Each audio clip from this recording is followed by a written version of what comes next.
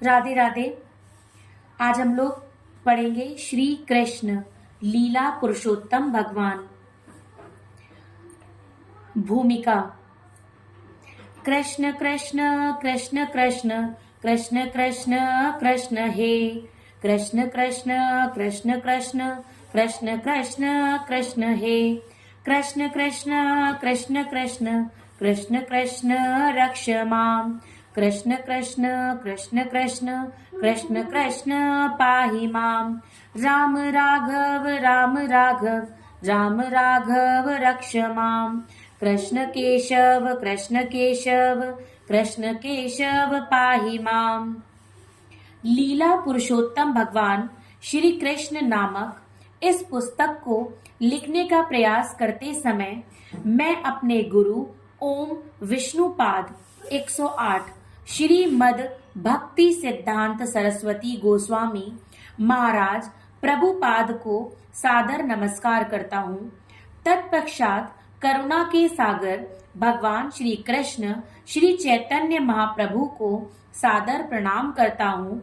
वे साक्षात भगवान श्री कृष्ण हैं, जो भक्ति के उच्चादर्शों को वितरित करने के लिए भक्त के रूप में प्रकट हुए।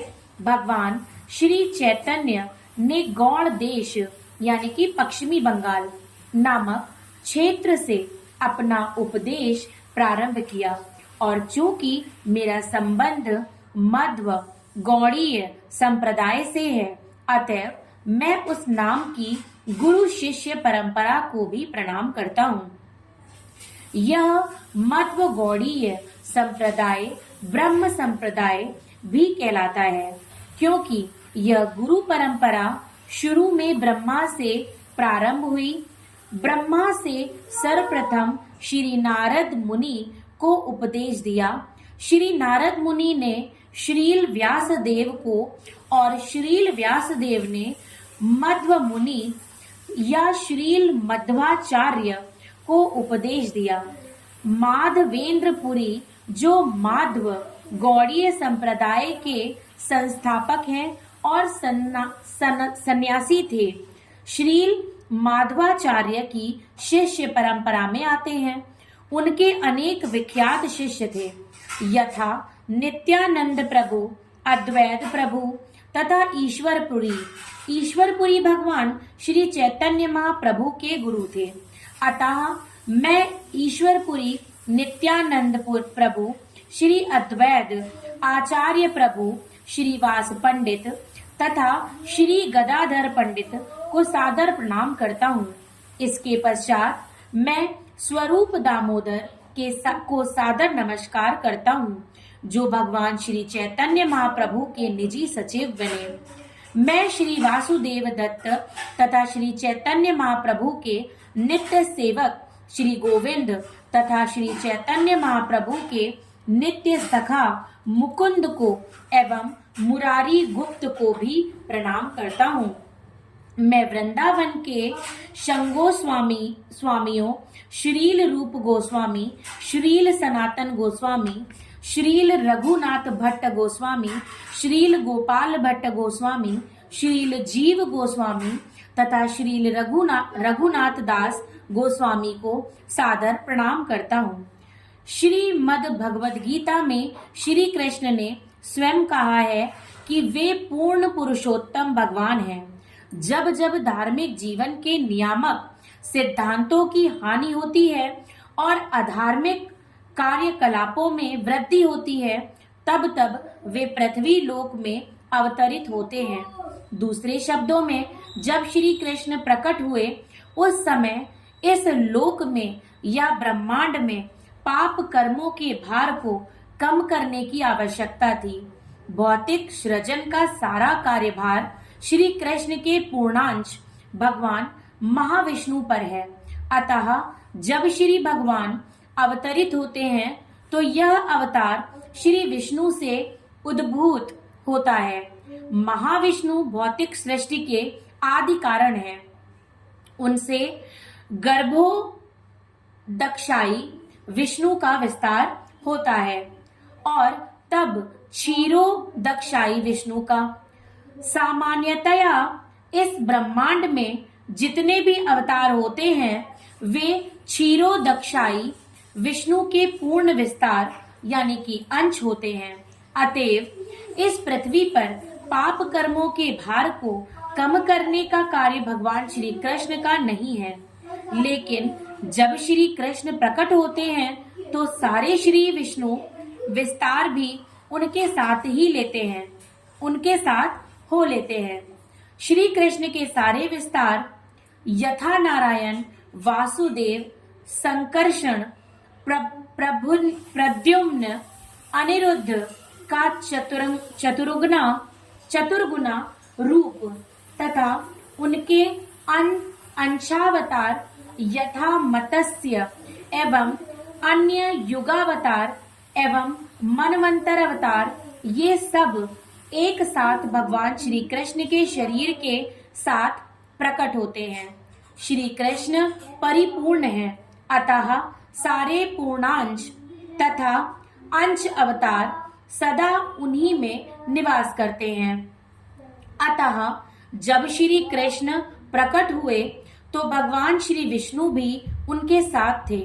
वास्तव में श्री कृष्ण अपनी वृंदावन लीलाओं को प्रदर्शित करने तथा भाग्यशाली बद्ध जीवों को आकृष्ट करने तथा उन्हें भगवत धाम का आमंत्रण देने के लिए प्रकट होते हैं। वृंदावन में असुरों का वध श्री कृष्ण के श्री विष्णु अंश द्वारा संपन्न हुआ।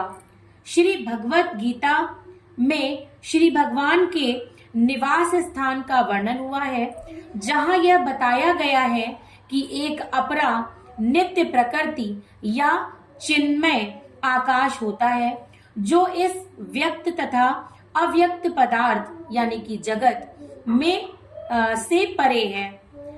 व्यक्त जगत को अनेक नक्षत्रों तथा लोकों यथा सूर्य, चंद्र आदि के रूप में देखा जा सकता है, लेकिन इसके परे अव्यक्त भाग भी हैं जहां किसी शरीरधारी द्वारा नहीं पहुंचा जा सकता, और इस अव्यक्त पदार्थ जगत के भी परे आध्यात्मिक जगत है। श्रीमद् भगवत गीता में इस जगत को सर्वोपरि तथा शाश्वत कहा गया है, जिसका विनाश कभी नहीं होता। इस भौतिक प्रकृति का बारंबार सृजन तथा संहार होता है, किंतु इस आध्यात्मिक प्रकृति का अंश शाश्वत रूप से वैसा का वैसा बना रहता है। भगवान श्री कृष्ण के परम धाम को ब्रह्म संहिता में चिंतामणि धाम भी कहा गया है। भगवान श्री कृष्ण का यह धाम गोलोक वृंदावन कहलाता है, जो पारस मणि के प्रसादों से परिपूर्ण है। वहाँ के वृक्ष कल्प वृक्ष कहलाते हैं और गायें सुरभि कही जाती हैं। वहाँ श्री भगवान की सेवा में हजारों लक्ष्मियां लगी रहती हैं। उनका नाम आदि भगवान श्री गोविंद है और वे समस्त कारणों के कारण हैं। वहाँ श्री भगवान अपनी बंसी बजाते हैं। उनके नेत्र कमल दलों के समान हैं और उनके शरीर का वर्ण सुंदर बादल जैसा है। उनके सिर पर मोर पंख हैं। वे इतने आकर्षक हैं कि सहस्त्रों कामदेवों को लज्जित कर देते हैं। गीता में भगवान श्री कृष्ण अपने धाम का संकेत मात्र करते हैं, जो आध्यात्मिक जगत में सर्वोच्च लोक है, लेकिन श्रीमद् भागवतम श्री कृष्ण अपने साज सामान के साथ वास्तव में प्रकट होते हैं और अपने कार्यकलापों को सर्वप्रथम वृंदावन में, फिर मथुरा में और तब द्वारका में प्रदर्शित करते हैं। इस पुस्तक में ये कार्यकलाप क्रमशः प्रकट होंगे। जिस वंश में भगवान श्री कृष्ण प्रकट हुए वह यदुवंश कहलाता है। यह यदुवंश सोम अर्थात चंद्रलोक के देव से चला आ रहा है। राजवंशी क्षत्रियों के दो मुख्य कुल हैं। एक चंद्रलोक के राजा से अवतरित है यानी कि चंद्रवंशी, तथा दूसरा सूर्यलोक के राजा से अवतरित सूर्यवंशी है।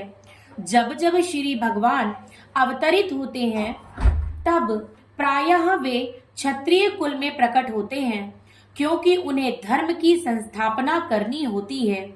वैदिक प्रणाली के अनुसार क्षत्रिय कुल मानव जाति का रक्षक होता है।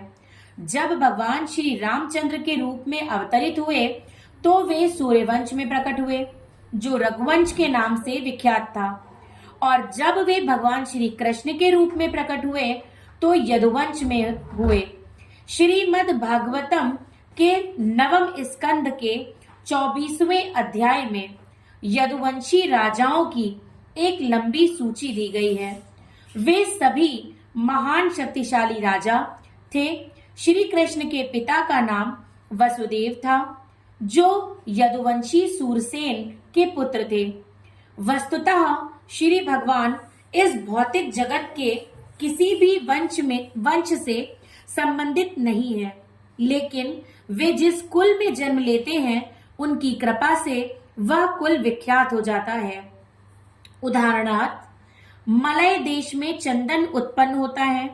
चंदन में मलय से भिन्न अपने गुण होते हैं, लेकिन चूंकि देववश यह मुख्य रूप से मलय देश में उत्पन्न होते हैं, इसलिए यह मलय चंदन कहलाता है। इसी प्रकार भगवान श्री कृष्ण सबों के हैं, लेकिन जिस प्रकार सूर्य पूर्व से उदय होता है, यद्यपि अन्य दिशाएं भी हैं जिनसे वह उदय हो सकता है, उसी प्रकार श्री भगवान भी अपनी रुचि से किसी विशेष कुल में प्रकट होते हैं और वह कुल विख्यात हो जाता है। आज यहीं पे विराम देंगे। राधे राधे।